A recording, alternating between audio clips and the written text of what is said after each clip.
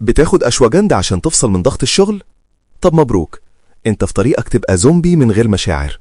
طارق جالي الصيدلية، شاب بتاع جيم ومبرمج مطحون. قال لي يا دكتور أنا ما بقتش أزعل ولا أفرح، أنا بقيت إنسان آلي، حتى خطيبتي بتعيط قدامي وأنا ولا هنا. مشكلتك مش اكتئاب يا طارق، مشكلتك في علبة الأشواجندا اللي في جيبك. الأشواجندا بتنزل هرمون التوتر، بس مع الوقت بتقفل مستقبلات السعادة وتعمل لك تبلد مشاعري. الحل إنك توقفها فورا وتعملها سايكلينج، تاخدها شهر وتريح شهر. والنصيحة الذهبية: صحتك مش حقل تجارب لترندات السوشيال ميديا.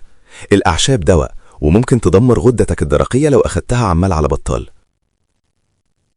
لو عايز تعرف البدائل الآمنة للتوتر اللي ما تخليكش زومبي، اكتب كلمة بدائل في الكومنتات وهبعت لك الروشتة في رسالة. ولو عايز تعرف السر وتفهم الكارثة كلها بالتفصيل، اتفرج على الفيديو الكامل، هتلاقي اللينك في وصف الفيديو الديسكريبشن. خلصت حكاية النهاردة، لكن حكايات العلم لسه ما خلصتش. أنا دكتور رفعت، استنوني في الحلقة الجاية، لأن ورا كل كتاب حكاية.